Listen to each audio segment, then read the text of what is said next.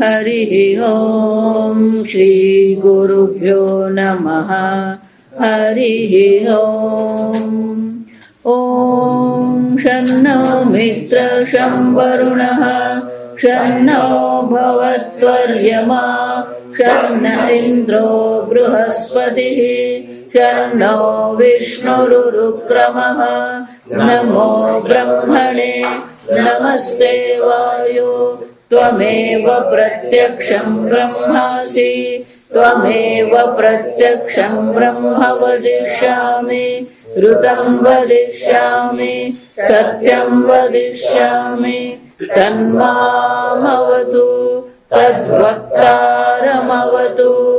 अवतु माम् अवतु वक्तारम् ॐ शान्ति शान्ति शान्तिः ॐ भद्रं कर्णेभिः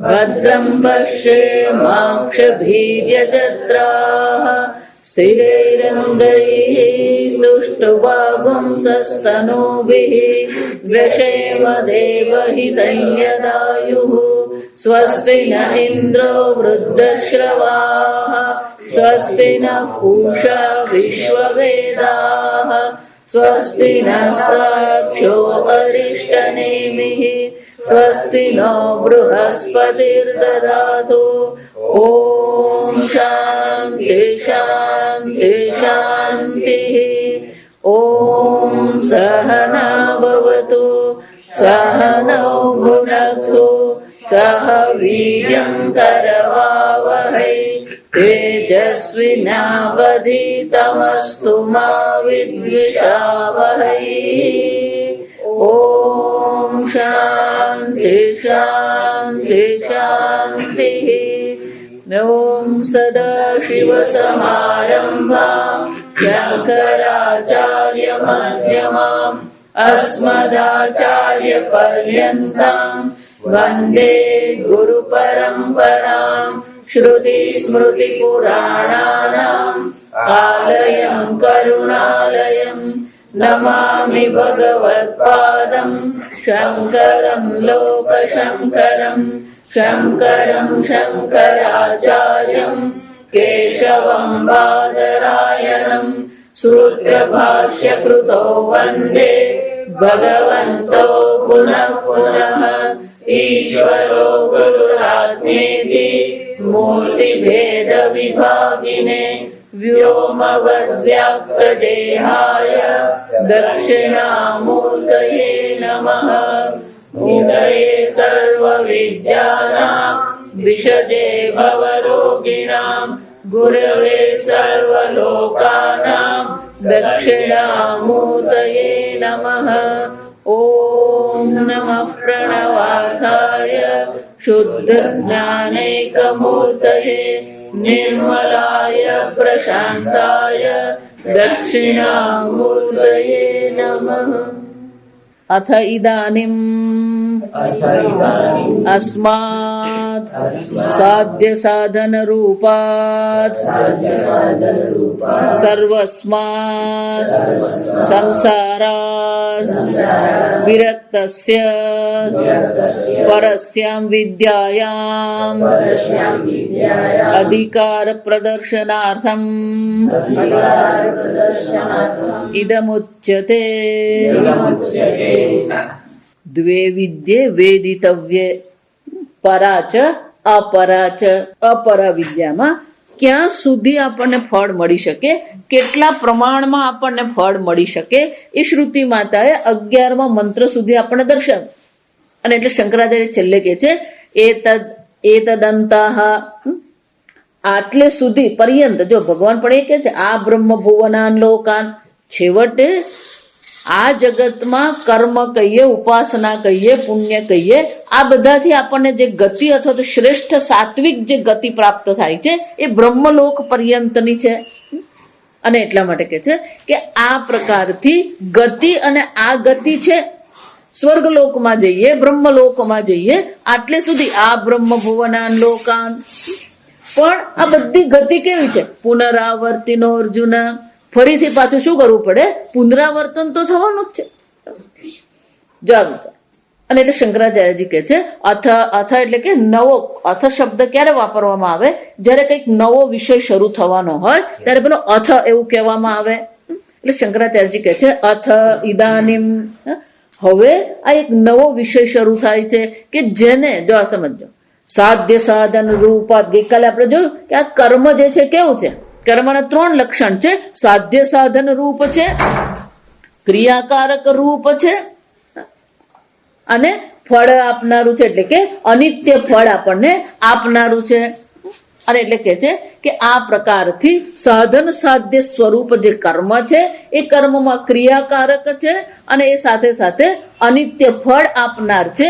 અનેક પ્રકારના જો ફલ ભેદ ભિન્નમ દ્વૈત છે ત્યાં. કર્મ તમે એમ કહો એટલે કર્મમાં 3 વસ્તુ આવી જ જવાની. સાધ્ય સાધન છે, ક્રિયાકારક છે અને ફલ ભેદ છે. અને એનાથી વિપરીત એટલે શંકરાચાર્યજી કહે છે સાધ્ય સાધન રૂપાત. આ સાધ્ય સાધન રૂપ જે કર્મકાંડ કે ઉપાસના કાંડ છે સર્વસ્માત. આ સમજ સર્વસ્માત એટલે અહીંયા બધું જ આ સમજવા. આ બધી 5મી વિભક્તિ. સાધ્ય સાધન રૂપથી સર્વથી સંસારાત. આને શું કહેવામાં આવે? સંસારથી વિરક્તસ્ય. આ બધાથી જેને શું થયો છે? વૈરાગ્ય થયો. આપણને અનિત્ય ફળ ભોગવવાની આદત પડી ગઈ છે દાખલ. અને આપણે એમ જ માની લીધું છે કે જગત આટલું જ છે અને આવું જ છે, હવે આનાથી કઈ બીજું થાય એમ છે જ નહીં. આપણે વિચારી જ લીધું છે. બીજું શું કરવાનું? જાણ થોડું દુઃખ પડે, થોડી પ્રતિકૂળતા આવે એટલે પેલો માણસ શું કરે? અમારથી થાય એટલું કર્યો, બીજું શું કરીએ? ગુજરાતીમાં શું કહેવાય? હાથ હેઠા મૂકી દીધા. જો એટલે શ્રુતિ માતા કે છે નહીં નહીં, આ સંસારથી પણ કંઈક પર બીજું કંઈક છે જે આપણને ખબર નથી પણ શાસ્ત્ર આપણને જણાવે છે. ગીતામાં પણ ભગવાન એ જ કહેવા માંગે કે આ જગત જે છે તો કેવું છે? અનિત્ય છે. ન રૂપમસ્તે તથા એવ ઉપલભ્યતે. એક જ વાક્યમાં બધું ભગવાને કહી દીધું. જો વિચારી આ જગત જે તમે જોઈ રહ્યા છો, અનુભવી રહ્યા છો, આ જગત કેવું છે? ન રૂપમસ્ય તથા એવ ઉપલભ્યતે. તથા એવ આવું જ. તથા એવ ગુજરાતી શું થાય? આવું જ. રૂપમ અસ્ય ન ઉપલભ્યતે. આ જગત આવું જ છે એવો જે તમે નિર્ણય કરો છો એવું છે જ નહીં. જો વિચાર, બહુ વર્ષે ગામ જઈએ ને છોકરાઓને લઈને, એમાં છોકરાઓને લઈને ગયા હોય એટલે પેલું મોટું પેલું આંબલીનું વૃક્ષ હોય એટલે બાળકોને આપણે શું કહીએ? આ એ જ આંબલીનું વૃક્ષ છે જેમાં આંબલી પીપળી રમતા હતા, આ એ જ છે. તથા એવ જાતા બચ્ચો. તમે 12 વર્ષે આ વૃક્ષ જુઓ છો તો 12 વર્ષમાં વૃક્ષ તો શું થઈ ગયું? તથા એવ ન ઉપલબ્ધ્યતે. એવું ને એવું તો શું છે? ઉપલબ્ધ થતું જ નથી. અને 12 વર્ષ નહીં, આ સમજો. જો વિચાર, આ યુટ્યુબ પર તમે જાઓ ને તો સરસ મજાની બધી વિડીયો જોવા મળે. આપણે પેલો આ વૃક્ષ જોઈએ ને આપણને શું લાગે? આ એનો એ જ આંબો છે, એનો એ જ આંબો છે. દરેક ક્ષણે શું થતું રહે છે? એમાં પરિવર્તન છે. એ પરિવર્તન આપણે જોઈ શકતા નથી એટલે આપણને શું લાગે? આ એ જ છે. એનો અર્થ શું થયો? ભગવાન કહે છે આ જગતની કોઈ પણ વસ્તુ એવી ને એવી રહેતી જ નથી. અને છતાં પણ આપણે તો શું માનીએ છીએ? જો વિચારીજો, આ જગત પરિવર્તનશીલ છે અને એ પરિવર્તનશીલતા આપણે અપનાવવી જ પડે. જો એ પરિવર્તનશીલતા આપણે નહીં અપનાવીએ તો આપણે જીવનમાં દુઃખી થવાના જ છે. જો હંમેશા કહો, એક ભાઈ છે, એના પત્ની 2003માં ગુજરી ગઈ. આજે 12 વર્ષ થઈ ગયા. હજી પેલા પત્નીને યાદ કરીને શું કરે? રડતા રહે છે. કેમ? એક પરિસ્થિતિ આપણા જીવનમાં આવી, એ પરિવર્તન આપણા જીવનમાં આવ્યું, એ પરિવર્તન 12 વર્ષે પણ શું કરી શક્યા? હજી અપનાવી શક્યા જ નથી. એનો અર્થ શું થયો? અંગ્રેજીમાં એને સાયકોલોજીમાં કહેવાય હિઝ માઇન્ડ ઇઝ ફ્રોઝન. જા સમજો, એનું મન એક જગ્યા પર શું થઈ ગયું છે? અટકી પડેલું છે. જો વિચારો, હજી પણ એ ભાઈ ફોન પર વાત કરે તો શું કરતા હોય? પેલી પત્નીને યાદ કરીને રડતા જ હોય, પણ એ પત્ની આવી ને પત્ની ગઈ, કોઈ અહીંયા રહેતું જ નથી. જો આ વિચાર. અને પત્ની સાથે તમે ભલે 40 વર્ષ જીવ્યા હોય, પણ છતાં પણ એક દિવસ તો શું થવાનું છે? આપણે ગુજરાતીમાં શું કહીએ? આ સંસાર સાગર છે. સંસાર સાગરમાં પેલા 2 લાકડા ભેગા થયા, એ પ્રવાહને કારણે જ ભેગા થયા, અને પ્રવાહને કારણે 2 લાકડા શું થવાના છે? જુદા થવાના જ છે. ન તથા એવો ઉપલબ્ધ્યતે. આમ જે આ પ્રકારથી વિચાર કરીને જાણે છે કે આ સંસાર કેવો છે, પરિવર્તનશીલ છે, અને ક્યારેય તમને સુખ આપી શકે એમ છે જ નહીં. સંસાર ક્યારેય સુખ નહીં આપે, પણ છતાં આપણને તો શું છે? પેલી આશા બંધાયેલી જ છે. ભજગોવિંદમાં અનેક શ્લોકોમાં કે કદાપિના મુંચતી આશા પાશમ, તોય પેલો હજી આશા છોડે નહીં. ના હજી પણ જો વિચાર, આ ભાઈ હજી તો સમજો આ જગતમાં કેવા પરિવર્તન જીવનમાં આવે છે. આ ભાઈ હજી તો પેલા પત્નીના મૃત્યુને તો હજી સ્વીકારી શક્યા જ નથી. 12 વર્ષ થઈ ગયા. હવે એની પાસે એ પરિસ્થિતિ આવી છે કે એનો દીકરો અત્યારે ઓક્સિજન પર છે. ઓક્સિજન કાઢવા જેટલી જ વાર છે. આ વિચારી જો, હજી એક પેલું તો 12 વર્ષનું દુઃખ ગયું નથી, એની સામે શું આવીને ઉભું રહી ગયું? ડોક્ટરે એટલું જ કહી દીધું, પરદેશમાં જ ડોક્ટરે એટલું જ કીધું કે કંઈક ચમત્કાર થાય તો શક્ય છે. એટલે રોજ તમે લોકો હોસ્પિટલ આવો નહીં, કંઈક પરિવર્તન આવશે ને કંઈક થશે તો અમે લોકો તમને ફોન કરીને બોલાવીશું. અત્યારે તો એ શું છે? ઓલો ઓક્સિજન પર છે. જા આ સમજો, ગમે ત્યારે ગમે તે જીવનમાં થાય. આનંદનો પ્રસંગ પણ બની શકે છે, દુઃખનો પ્રસંગ પણ બની શકે. અને એટલા માટે જ શાસ્ત્ર આપણને કહે છે કે આ જગત જે તેને તમે આવું જ છે એવું માનો છો, તથા એવ જ, એ છે જ નહીં આવું. તમે એવું માની લીધું છે કે આ આવું છે. જો અમેરિકામાં એક મ્યુઝિયમ છે. આપણે આ જગત જોઈએ છે ને એ આપણી આ મનુષ્ય આંખથી જોઈએ. જો આ સમજો બરાબર. એટલે આપણે શું માનીએ છીએ? આ જગત આવું છે. પણ ધારો કે કીડીની આંખથી જોઈએ તો, કીડીને આપણે જેવી રીતે જગતને જોઈએ છે એવું જગત કીડીને દેખાય છે? એવું જ જગત પેલા ઘુવડને દેખાય છે? એવું જ જગત પેલી સમડીને દેખાય છે? એનો અર્થ શું થયો? આ તમારી આંખ જ તમને ઉલ્લુ બનાવી રહી છે. આ સમજો. જગત જેવું છે એવું તો તમે જોતા જ નથી. આ સમજો. તમારી આંખ જેવું જગત બતાવે છે ને એવું જ તમે જુઓ છો. તમારા કાન જેવું તમને સંભળાવે છે ને એવું જ તમે સાંભળો છો. પણ એના કરતા બીજું ઘણું બધું છે. આપણો શ્રવણેન્દ્રિય જે છે એને સાંભળવાના જે તરંગ તેને કહેવાય, જો ધ્વનિ તરંગ કહેવામાં, એ ખૂબ મર્યાદિત છે. આપણા કરતા કૂતરાને ધ્વનિ સાંભળવાની જે શક્તિ છે કેટલી છે? અનેક ગણી છે. તો એનું ધ્વનિનું જે એનું જગત છે અને આપણું ધ્વનિનું જે જગત છે શું છે? જુદું જ છે. આપણે જેને ગંધ કહીએ, જો વર્ષોથી આ ચાલી આવ્યું અને અત્યારે પણ હજી પણ પેલો પકડવો હોય ચોરને તો કૂતરાનો જ ઉપયોગ કરવામાં આવે. કેમ? કારણ કે આપણી ગંધ શક્તિ જે છે, ગંધ ગ્રહણ કરવાની આપણી શક્તિ છે, અને કૂતરાની જે ગંધ ગ્રહણ કરવાની શક્તિ છે અનેક ગણી છે. તો આપણું ગંધનું જગત પણ કેવું છે? મર્યાદિત છે.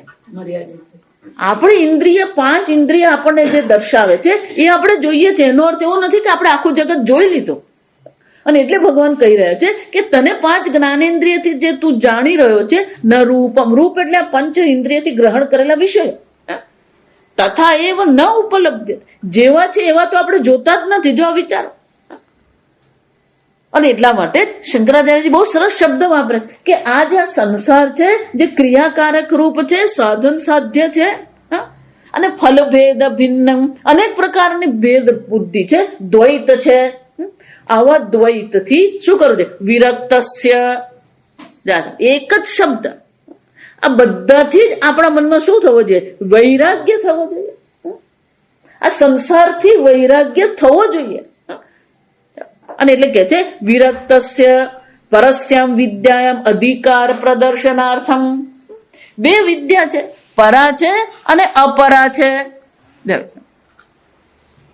તો પરા અને અપરા જે બે વિદ્યાઓ, એમાં અપરા વિદ્યાની ચર્ચા આપણે કરી લીધી. હવે શંકરાચાર્યજી કહે છે જે પરા વિદ્યાની ચર્ચા છે, પરા વિદ્યાની વ્યાખ્યા આપણે શાસ્ત્રએ કરી દીધી.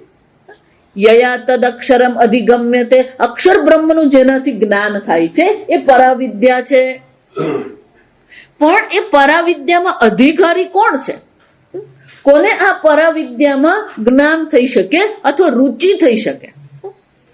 જો એટલે જ કહું કે હું જે ભણાવું છું અને બીજા જે કહી રહ્યા છે એ સરખું નથી. જા સમજ. ઘણી વાર કોઈને ના ના અમે તો સત્સંગ કરીએ ને ટીવી પર, જા સમજ. પણ તું જે ત્યાં સત્સંગ કરી રહ્યો છે અને અહીંયા મુંડક ઉપનિષદ જે આપણને ભણાવે છે એ બેમાં શું છે?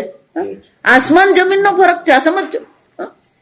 ગમે એટલા તમે પુસ્તકો વાંચો અને ગમે એટલા ટીવી પર કાર્યક્રમ જુઓ અને ગમે એટલા ગુરુનું શ્રવણ કરો, પણ ઉપનિષદ અને ઉપનિષદના ભાષ્યમાં જે ચર્ચા છે એ ચર્ચા બીજે નથી. આ સમજો. કારણ કે અહીંયા ચર્ચા કઈ છે? પરાવિદ્યાની ચર્ચા છે. અપરા વિદ્યાની આપણને ચર્ચા કરવામાં આવી કારણ કે એનાથી આપણને વૈરાગ્ય થવો જોઈએ. અને એટલે શંકરાચાર્યજી કહે છે આ પરાવિદ્યામાં અધિકાર કોનો છે? વિરક્તસ્કેવ. શંકરાચાર્યજી અહીંયા જ નહીં, ભગવદ્ ગીતામાં પણ 13મા અધ્યાયમાં સ્પષ્ટપણે કહે છે વિરક્તસ્તે એવ અધિકાર બ્રહ્મ વિદ્યાયામ. આ બ્રહ્મ વિદ્યાનો અધિકારી કોણ છે? વિરક્ત છે. વૈરાગ્ય આપણા મનમાં હોવું. પણ વૈરાગ્ય એટલે શું? જો ગીતામાં સાંજે આ ચર્ચા છે. અભ્યાસેન તુ કૌંતેય વૈરાગ્યેન ચ ગૃહ્યતે. ભગવાન પણ ત્યાં શું કહી રહ્યા છે? આ બ્રહ્મ તત્વનું ચિંતન કરવું હોય તો ઉપાય બે જ છે, અભ્યાસેન વૈરાગ્યેન. વૈરાગ્ય વગર શક્ય જ નથી. અને વૈરાગ્ય નથી થતો એ આપણી મૂર્ખતા છે. એટલે જ પેલા યુધિષ્ઠિરને પૂછવામાં આવ્યું કે આ જગતનું સૌથી મોટું આશ્ચર્ય કયું? તો યુધિષ્ઠિરે શું કહ્યું? દિને દિને સ્મશાને ગચ્છન્તિ જનાહ. રોજ કોકને વળાવી આવતો હોય સ્મશાને, અને રોજ ને રોજ કોકના બેસણામાં બેસીને આવતો હોય, છતાં એ પોતાના માટે શું માને? જાણે અહીંયા ઘડી શું કરીને આવ્યો? સિટીઝનશીપ લઈને આવ્યો. જો વિચાર, આપણે એક દિવસ આ શરીર પણ એક દિવસ શું થવાનું છે? સ્મશાને જવાનું જ છે. પેલું ઋષિકેશ જવાનું હોય, અમરનાથ જાત્રાએ જવાના હોય તો શું કરીએ આપણે? જાતની તૈયારી કરીએ. એનામાં ગુજરાતીને તો પૂછવાનું જ નહીં. જાસામાં પેલા સેવ બમરાય હોય, ચેવડો હોય, ગાંઠિયા હોય, સુખડી હોય, પછી છેલ્લે પાછું પેલા હિમાલયમાં જવાનું હોય એટલે પેલી સૂંઠની કોળી તો હોય જ પાછા.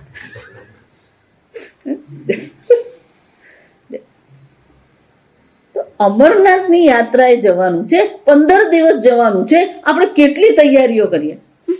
ગરમ કપડા લઈએ, સ્વેટરે લઈએ, બધી જ તૈયારી કરીએ. મારા દાદી હતા ને એ કહેતા, પણ આપણી મોટી જાત્રાએ જવાની તૈયારી કરી. આ ગામડાનો શબ્દ છે. મોટી જાત્રા એટલે શું છે? આ મૃત્યુ. એને માટે પોટલા તૈયાર કર્યા, ચિંતા જ નથી. જો આપણે આને જ આશ્ચર્ય કહેવાય. જો સમજ,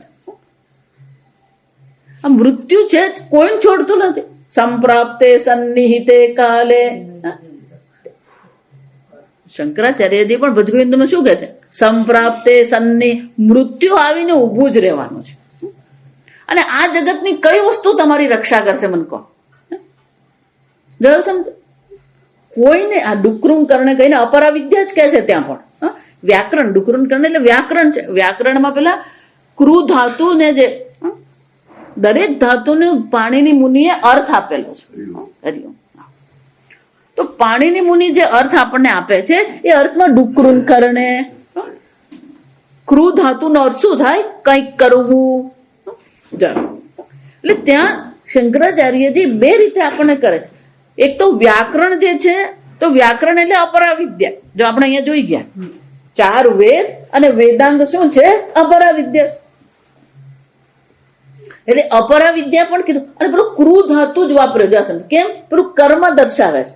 આડકત રીતે શું કહેવામાં આવ્યું, આ કર્મ પણ તમને તમારી રક્ષા નહીં કરે અને આ અપરા વિદ્યા પણ આ મૃત્યુ આવીને ઉભું રહેશે ત્યારે કોઈ પ્રકારે રક્ષા નહીં કરે.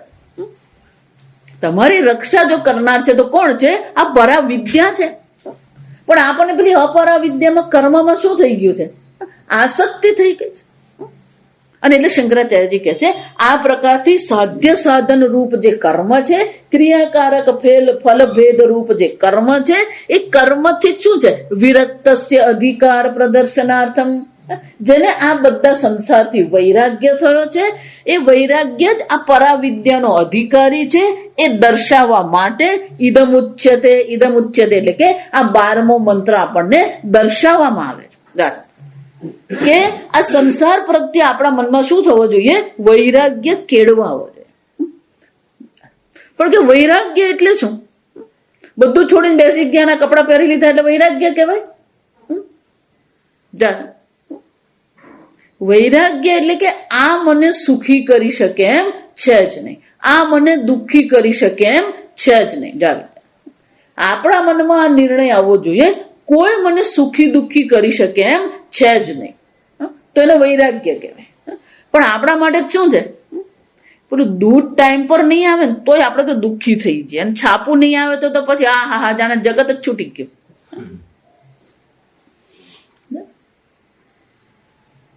આ જગતની કોઈ પણ વસ્તુ મને સુખી દુઃખી કરી શકે એમ છે જ નહીં. દુઃખેસુ અનુદ્વિગ્ન મનાહ સુખેસુ વિગત સ્પૃહ વીતરાગ ભય ક્રોધ. આ જગતમાં કોણ તમને સુખી દુઃખી કરે છે? કોઈ તમને સુખી દુઃખી કરતું જ નથી. જો આ વિચારજો, વેદાંતની દ્રષ્ટિ જ અલગ છે. આ જગત તમને સુખી નથી કરતું, દુઃખી નથી કરતું.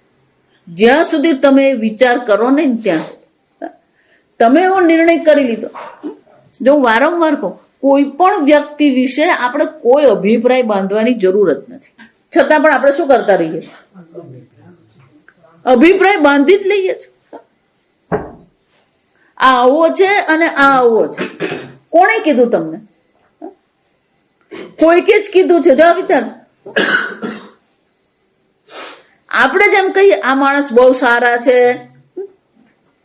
એક જ અનુભવ થવો જોઈએ, એ સારામાંથી શું થઈ જાય?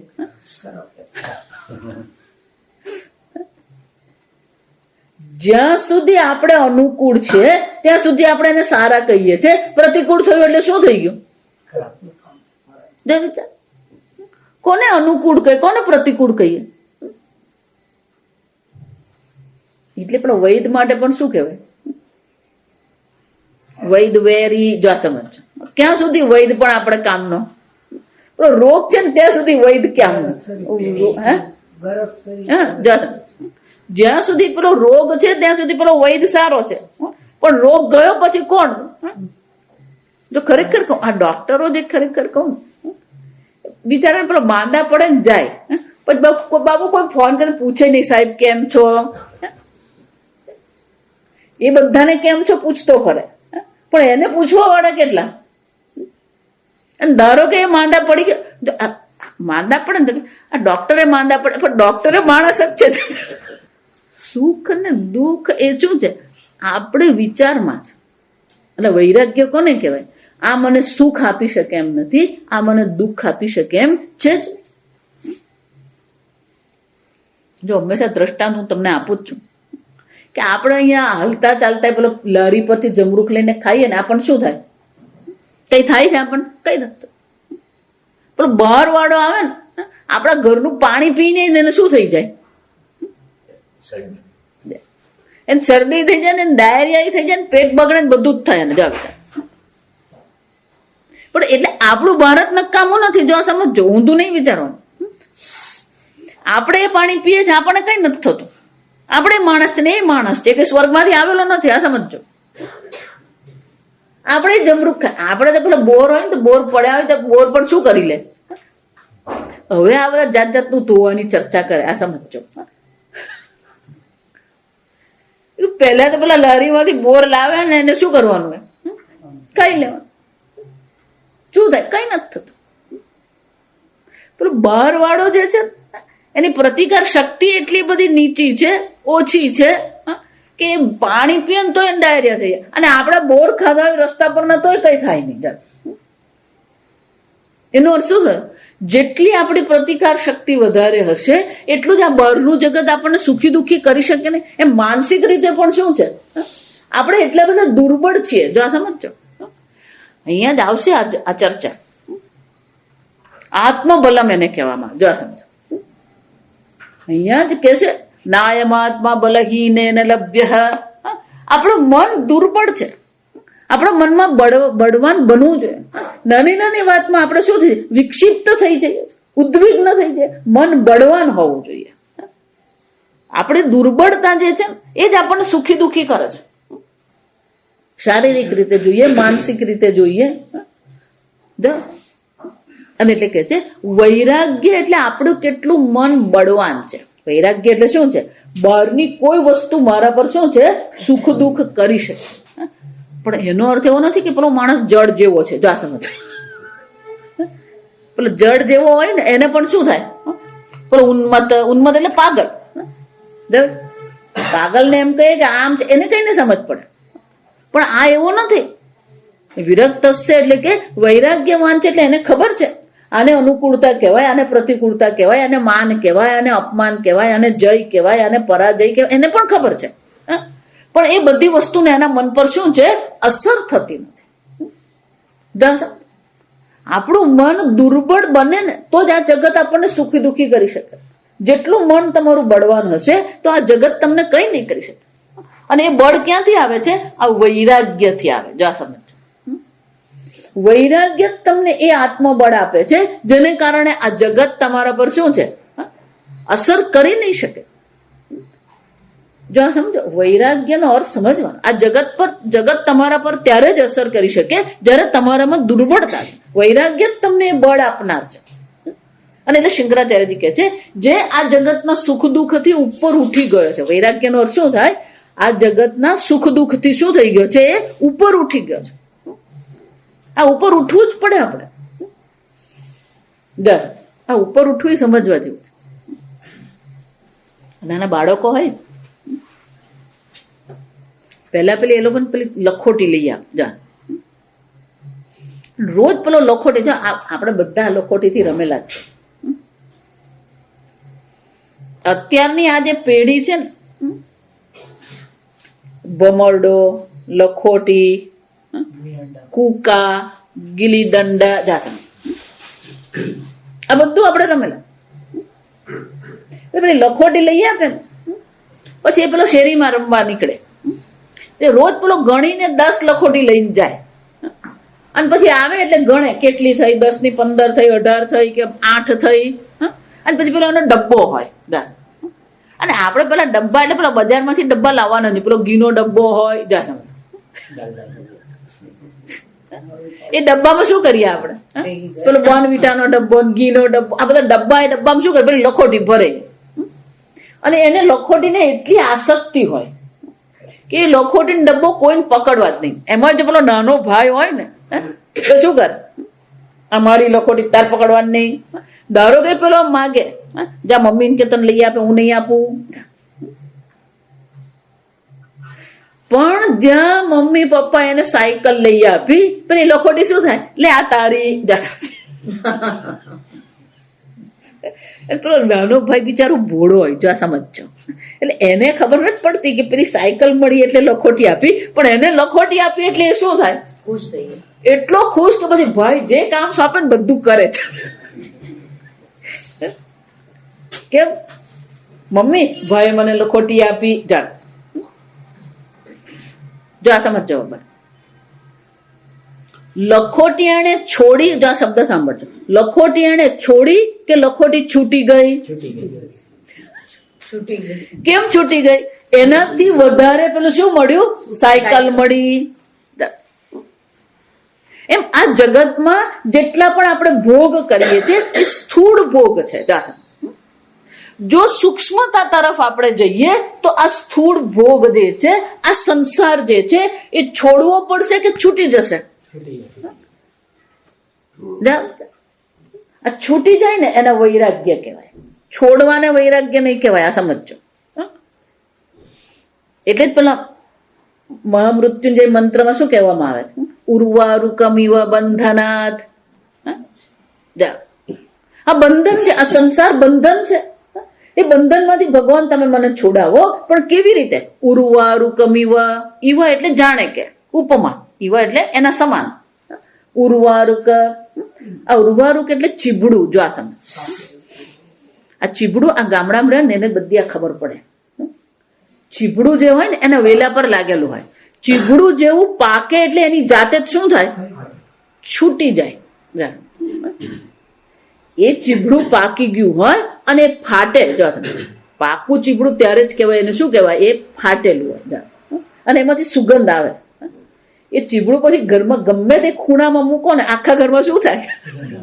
અને ભૂલે ચૂકે જો ફ્રીજમાં મુકાઈ ગયું તો ભલે ને તમારી પેલી પ્લાસ્ટિકની બોટલ છે એમાં પણ એ ચીબડાની સુગંધ શું થવાની?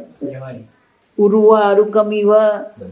જેમ પેલું ચીબડું જે છે એ પાકે એટલે આપોઆપ પોતાનો જે વેલો છે એ વેલાથી અલગ થઈ જાય.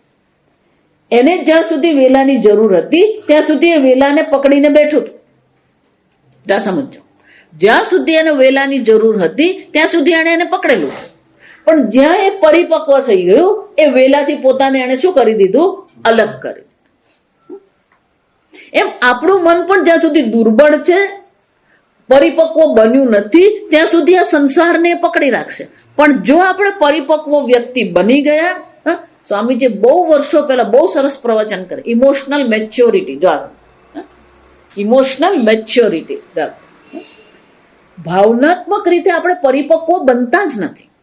પુખ્ત બની ગયા, શરીરથી પુખ્ત બની ગયા, પણ ભાવનાત્મક રીતે આપણે પરિપક્વ બન્યા ખરા?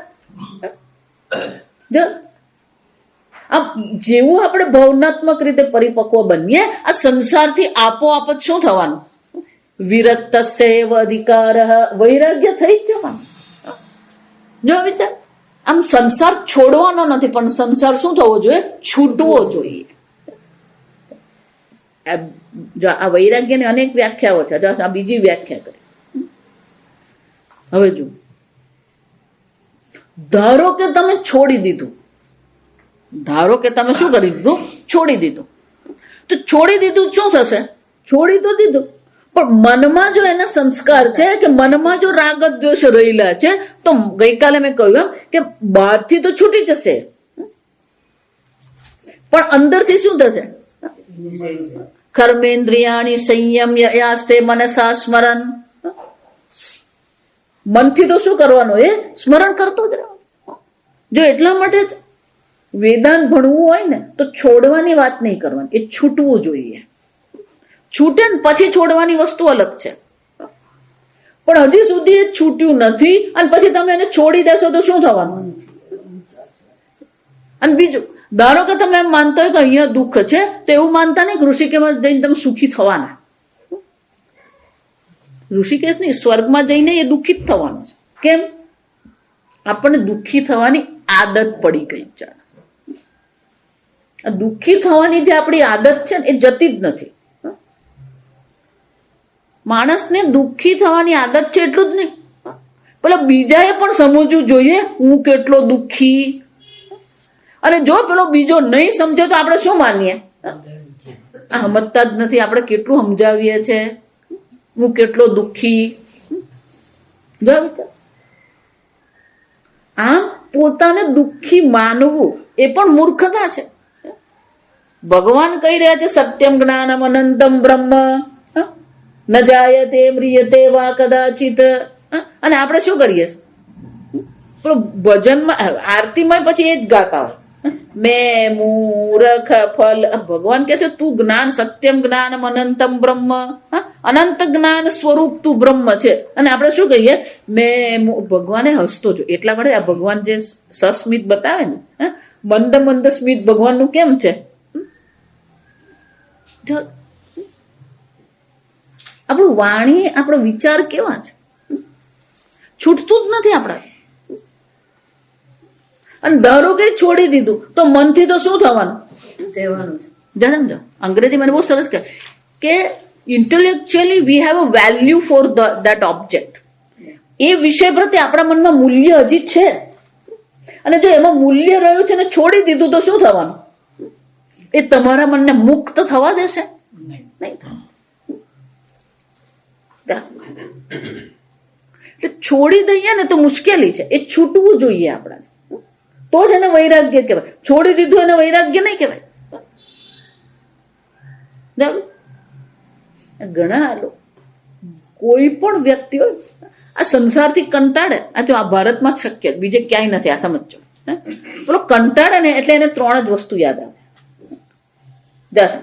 ક્યાં તો ઋષિકેશ યાદ આવે, ક્યાં તો હરિદ્વાર યાદ આવે, અને ક્યાં તો એને કાશી યાદ આવે. 3 માં ચોથું યાદ નહીં આવે. આ સમજો, સંસારથી કંટાળે એટલે શું વિચારે?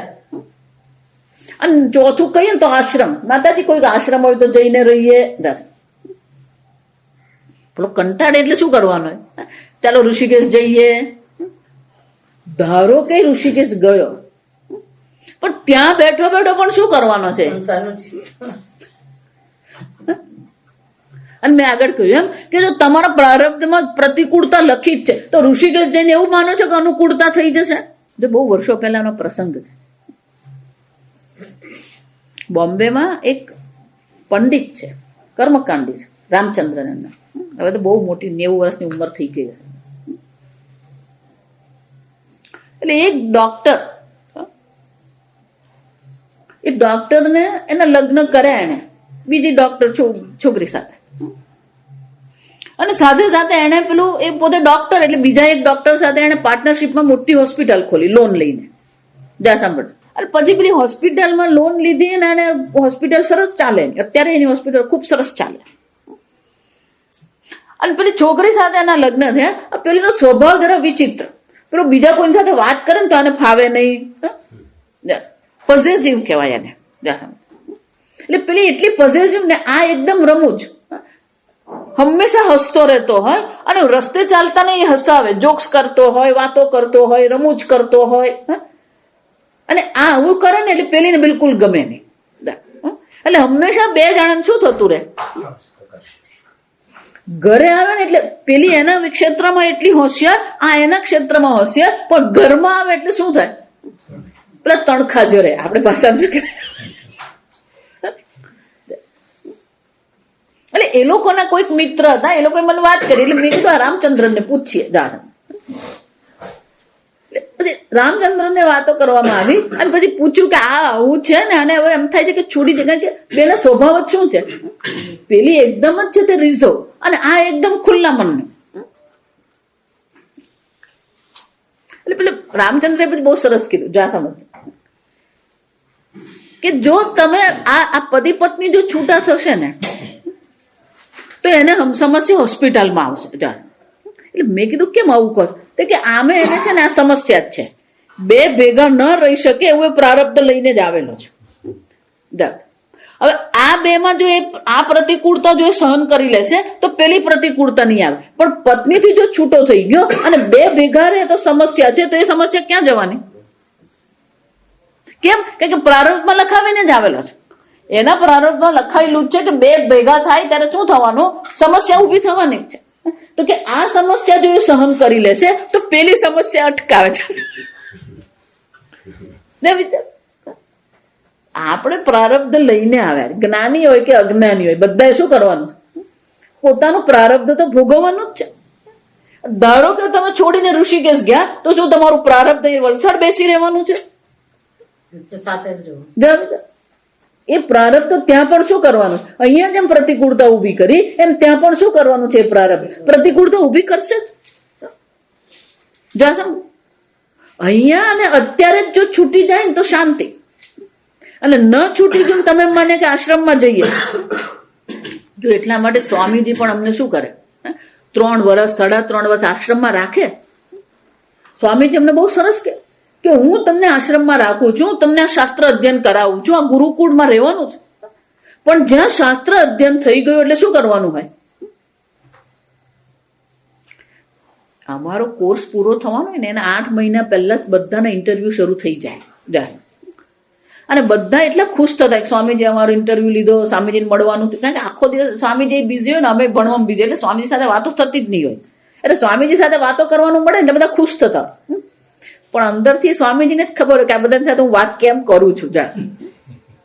કેમ? કારણ કે બધાને શું કરવાનું, આશ્રમમાંથી આપણી ભાષામાં કહે ને તો આશ્રમમાંથી બધાને રવાના કરવાના હોય.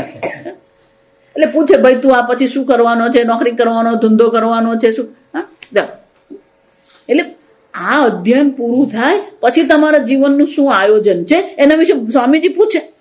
એ પૂછે એનો અર્થ શું થયો? હવે આ ભણે એટલે આશ્રમમાંથી શું કરવાનું હોય? ચાલતી પકડો.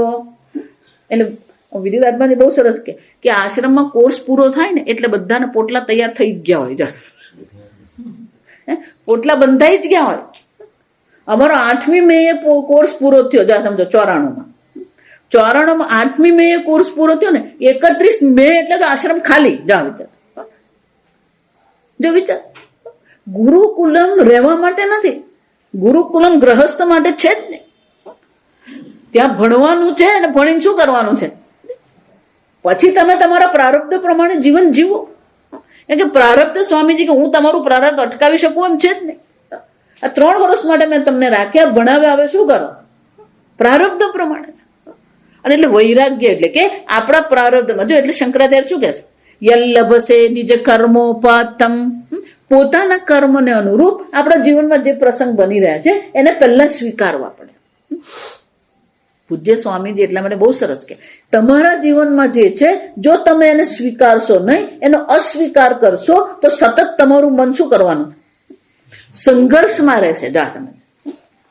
આપણા જીવનમાં આ અસ્વીકાર જે છે એ બહુ મોટો સંઘર્ષ છે. આપણે સ્વીકારી શકતા જ નથી, પણ આપણા જ કર્મ છે, આપણા જ પાપ પુણ્ય શું કરે છે? આપણા જીવનમાં એ પરિસ્થિતિ ઊભી કરે છે. પરિસ્થિતિ ઊભી કરનાર કોઈ નથી. આ સમજો, તમારા જીવનમાં જે પરિસ્થિતિ છે એ પરિસ્થિતિ માટે અન્ય કોઈ નિમિત્ત નથી. નિમિત્ત માત્ર કોણ છે? તમારા કર્મ છે. આ સમજ. અને કર્મથી કોઈ ભાગી શકતું જ નથી. વિચાર, કોણ કર્મથી ભાગી શકે? હું એટલે કહું ને વારંવાર કે ભગવાનને પેલો એકાઉન્ટન્ટ બેઠેલો જ છે. એ ભગવાનના કર્મોનો એકાઉન્ટન્ટ ચિત્રગુપ્ત શું કરતો રહે છે? એ બધા કર્મની નોંધ કરતો જ રહે છે. આમ વૈરાગ્ય એટલે કે અહીંયા અત્યારે જે છે એને આપણે સ્વીકારીએ. આ એક સમજો, સ્વીકાર્યા પછી હવે હું શું કરી શકું એ વિચારવું, એને વૈરાગ્ય કહેવાય. કેમ? જો નહીં વિચારશો શું કરું એમ તો તમે હતાશામાં જશો. કારણ કે પ્રતિકૂળતા જીવનમાં જો હશે તો એ પ્રતિકૂળતાને કારણે જીવનમાં શું આવવાનું? હતાશા, નિરાશા આવવાની જ છે. જો એટલા માટે બધા નરસિંહ મહેતા કહીએ કે તુકારામ કહીએ કે નામદેવ કહીએ, બધાના જીવનમાં કઈ અનુકૂળતા હતી? મને કહો. મીરાબાઈના જીવનમાં કઈ અનુકૂળતા હતી? ભલે મહેલમાં રહેતી હતી પણ મહેલમાં એને અનુકૂળતા હતી. આ સમજો, પ્રતિકૂળતા અનુકૂળતા એ આપણું જીવન છે. વૈરાગ્ય કહે છે કે જીવનમાં જે પણ કઈ પ્રસંગ બને, અનુકૂળતા પ્રતિકૂળતા આવે એને આપણે સ્વીકારી લઈએ અને હવે પછી હું શું કરી શકું છું એ વિચારવું, એને વૈરાગ્ય કહેવાય. મીરાબાઈએ પણ શું કર્યું? જ્યાં સુધી એ શક્ય બન્યું ત્યાં સુધી મહેલમાં રહ્યા. શક્ય નહીં બન્યું તો શું કર્યું? પણ એ ભક્તિનું એમને પાસે હતું. જો એમની પાસે બળ કયું હતું? ભગવાનની ભક્તિનું બળ હતું, તપશ્ચર્યાનું બળ હતું કે એ નીકળી શક્યા. આપણી પાસે એ બળ છે? કેટલું બળ છે આપણી પાસે? હું એટલે જ કહું કે એક પ્રસંગ બને ને એટલે આપણે તો આંખમાંથી પાણી પડવા જ માંડે, પેલો હતાશ નિરાશ થઈ જ જાય. વૈરાગ્ય એટલે સ્વીકારવું.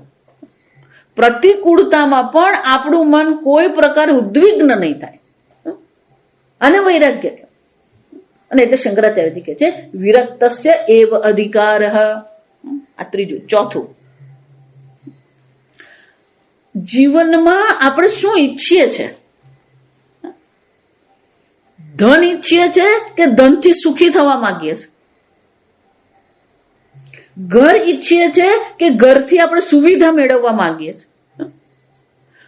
વિચાર, કોઈ ધનની ઈચ્છા નથી કરતો. એ ધન જો આપણી પ્રતિકૂળતા બની જાય તો એ ધનનો આપણે શું કરી દઈએ? ત્યાગ કરી દે. ગમે એટલા ભેગા કરેલા હોય પણ ઇન્કમ ટેક્સ વાળા દરોડો પાડે તે ભેગા કરેલા શું કરવું પડે?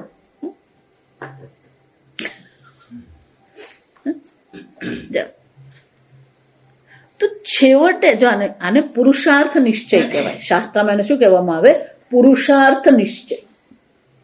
પુરુષાર્થ નિશ્ચય જો કરીએ ને તો વૈરાગ્ય બહુ સરળ છે. આપણા જીવનનો પુરુષાર્થ શું છે? લક્ષ્ય શું છે? હું સુખી થાવ, સુખમ મે સ્યાત દુઃખમ મા ભૂત, જો આપણો પુરુષાર્થ છે. આ સમજો, શાસ્ત્ર શું કે છે? સુખમ મે સ્યાત, મને સુખની પ્રાપ્તિ થાય, દુઃખમ મા ભૂત, કોઈ પ્રકારે મને દુઃખ પ્રાપ્ત ન થાય. આપણો પુરુષાર્થ છે. જો વિચાર, તો સુખી થવું એ આપણો પુરુષાર્થ છે. જો સમજો ભાઈ, તો સુખ માટે આપણે જે કરી રહ્યા છે, તો અત્યારે જે આપણે કરી રહ્યા છે એ આપણને સુખી કરવા માટે સમર્થ છે ખરું? તૈત્તિરીય ઉપનિષદમાં આપણે ભાષ્યમાં જોઈ ગયા, યદ્રશ્યમ તજ્જડમ તદનિત્યમ. જે દ્રશ્ય છે એટલે કે જે તમારો વિષય બને છે એ વિષય હંમેશા કેવો હોય? જડ હોય. વિષયને ગ્રહણ કરનાર છે એ કોણ છે? ચેતન છે. દ્રષ્ટા કે શ્રોતા તમે ચેતન છો, ચૈતન્ય સ્વરૂપ છો, અને આ વિષય છે એ કેવા છે? જડ છે. યદ્રશ્યમ, દ્રશ્યમ એટલે ફક્ત આંખથી જોઈએ એમ નહીં, ઇન્દ્રિયોથી જે પણ કંઈ ગ્રહણ કરીએ છીએ એ બધા દ્રશ્ય કોટીમાં આવે. અને જેટલું દ્રશ્ય કોટીમાં, વિષય કોટીમાં જે છે એ બધી વસ્તુ કેવી છે? જડ છે.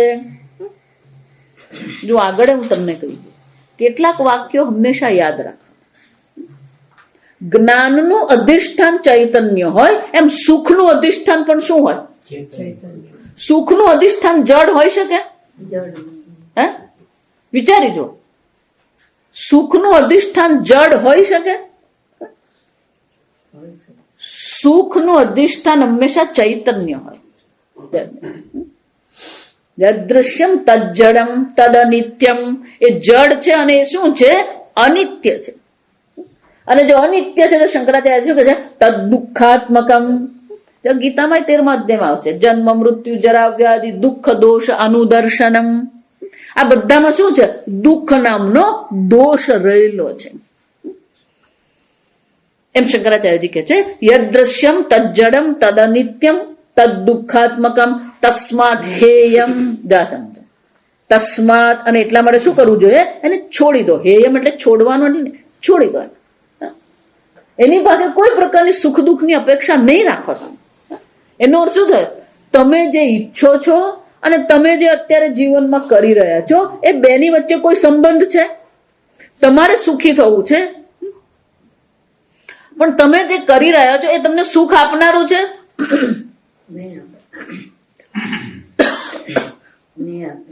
નહીં આપે. તો એનાથી શું થવો જોઈએ? વૈરાગ્ય થવો જોઈએ. જે અત્યારે જીવન આપણે જીવી રહ્યા છે કે જે કરી રહ્યા છે અને આપણે જે ઈચ્છીએ છીએ એ બેની વચ્ચે કોઈ સંબંધ જ નથી. તમારે સુખી થવું છે, પણ તમે જે કરી રહ્યા છો તમને સુખી કરનાર છે? દુઃખાત્મકમ. આ શરીરે તમને સુખી કરે છે? આ દુઃખનું મૂળ છે. દેહ કહીએ, ધન કહીએ. જો હમણાં જ આ બ્રિટનમાં બની ગયો પ્રસંગ. જો વિચાર, એક ભાઈ પેલી લોટરી લેવા ગયો અને લોટરી એને લીધી. જો સમજો, પણ એની પાસે ઓછા પૈસા હતા લોટરીની ટિકિટ લેવાના. એટલે એને ટિકિટ લીધી નહીં. લોટરીની જે ટિકિટ એ લેવાનો હતો એ લઈ શક્યો નહીં, કારણ કે એની પાસે 2 પાઉન્ડ ત્યારે હતા નહીં. અને પછી જયારે પેલું રિઝલ્ટ ડિક્લેર થયું ને તો એ જ નંબર જીતી, એ ટિકિટ જીતી ગઈ. જો આ સમજો, એની પાસે 2 પાઉન્ડ નતા એટલે એને £1,00,000 શું કર્યા? 2 પાઉન્ડ એ ભરી નહીં શક્યો એટલે પેલી ટિકિટ એને મળી નહીં અને એ ટિકિટ શું થયું? લોટરી જીતી.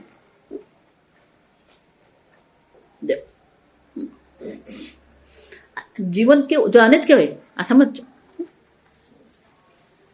ક્યારે શું બને ને કેવું બને આપણને ખબર જ નથી. અમેરિકામાં એક ભાઈને એવું થયું કે પેલું ડિક્લેર થયું નહીં ને એને ખબર નહીં ને પેલું એને ગજવામાં મૂકેલું ને તો બધા કાગળની સાથે પેલી લોટરી એને ફાડી નાખી જાણે, અને એ જ લોટરી જીતી અને ફાડેલી હોય ને તો એ લોકો તમને આપે નહીં. આ સમજ. એનો અર્થ શું થયો? પેલું નજીક આવીને પણ સુખ શું થયું?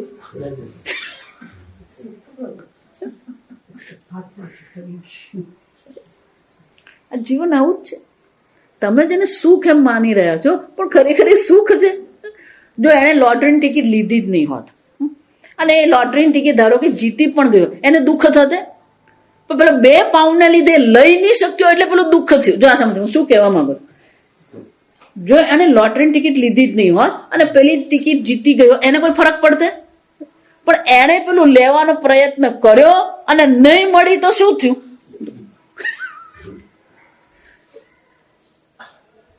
આ સમજો. ક્યાંક ને ક્યાંક આપણે જોડાઈ જઈએ છીએ ને એટલે પેલું સુખ દુઃખ થાય.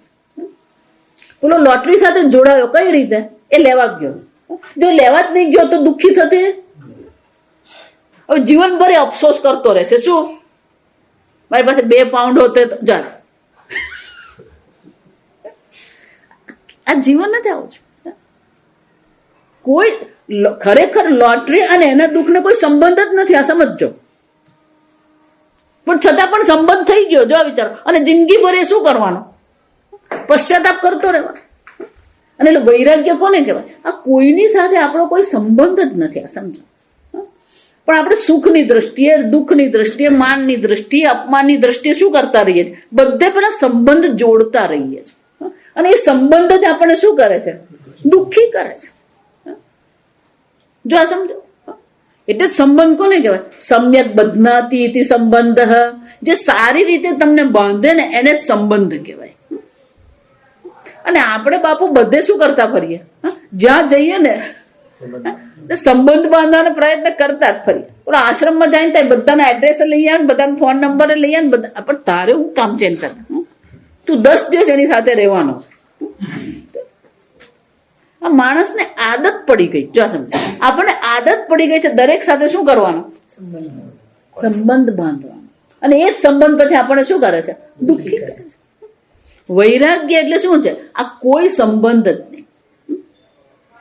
જીવન આપણે જીવતા રહીએ, આપણે બધાની સાથે હલોહાઈ કરતા ફરીએ, પણ કોઈની સાથે આંતરિક રીતે શું કરવાનું છે? કોઈ બંધન રાખવાનું. કેમ? કે આવ્યા છે એટલે શું થવાના છે? આ જવાના જ છે. આને વૈરાગ્ય. કેમ? કે આપણે જે ઈચ્છીએ છીએ અને આ જે સંબંધો જે છે એ આપણને આપી શકે એમ છે જ.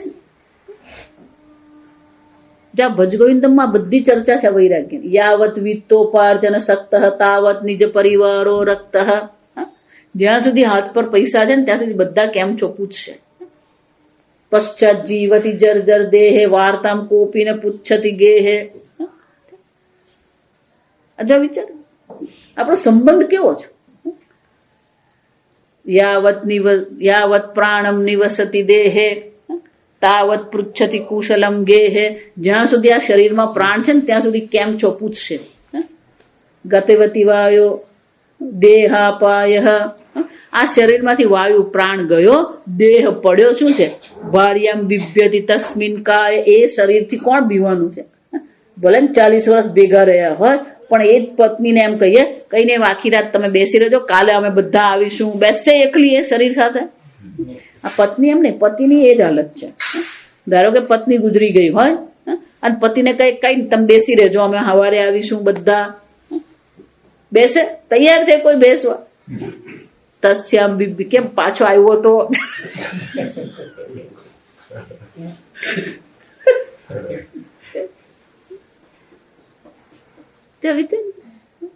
આ સંબંધ કેવો છે? અને એટલે શું છે? તમારો પુરુષાર્થ નિશ્ચય હોવો જોઈએ. જ્યાં સુધી પુરુષાર્થ નિશ્ચય નહીં હોય ત્યાં સુધી વૈરાગ્ય દ્રઢ થતો નથી. એટલે જ ભગવાન ગીતામાં કહે છે વ્યવસાયાત્મિકા બુદ્ધિ.